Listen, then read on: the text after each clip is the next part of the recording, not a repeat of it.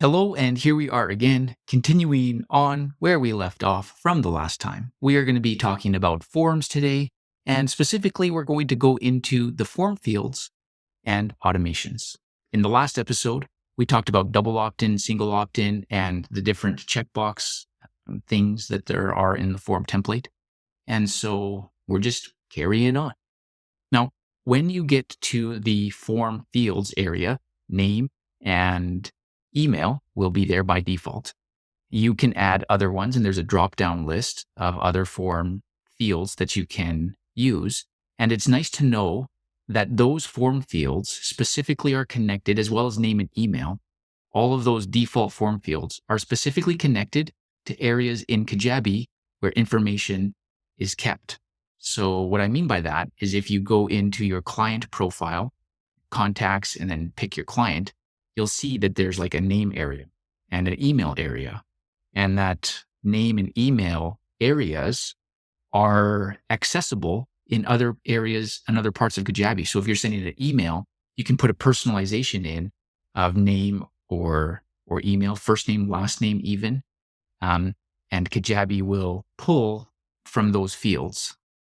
So you are able to create other fields to collect data from, custom ones. And there's a bunch of options, text area, radio buttons, all that type of stuff, checkbox.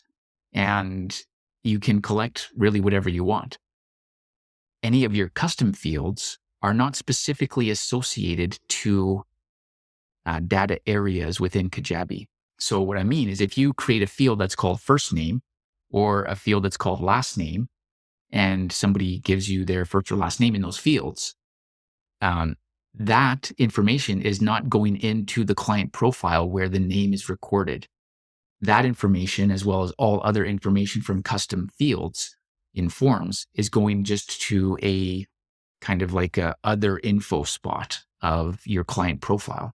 So if you go to send, Susie Q an email, and you collected her name through a custom field first name and a custom field last name, then Kajabi isn't going to know that this data profile is Susie Q. Susie Q is going to be stored in this other info area, and there just won't be a name for this person, this data field, or this data profile in Kajabi. And so if you go to an email and then use one of the personalizations to send an email to somebody and say, hey, first name, when Susie Q gets her email, it will just say, hey, and then there just won't be anything because Kajabi doesn't know that her name is Susie Q because of the way that you collected the information.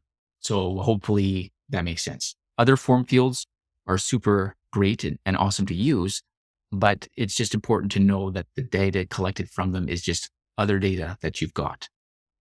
It's also great to know and understand, even though that name field that's default there always is just says name, it's actually collecting the first name and the last name.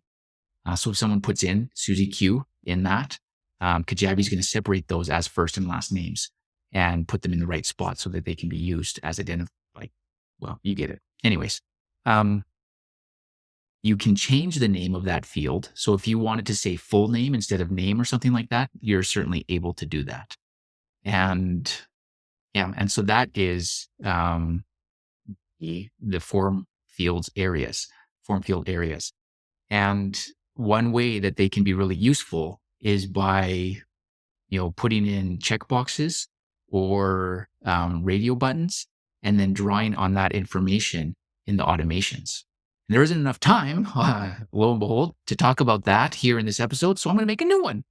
The next episode, we'll talk about automations. Who knew that the forms was going to be such a long saga of episodes? How awesome is that? Just awesome.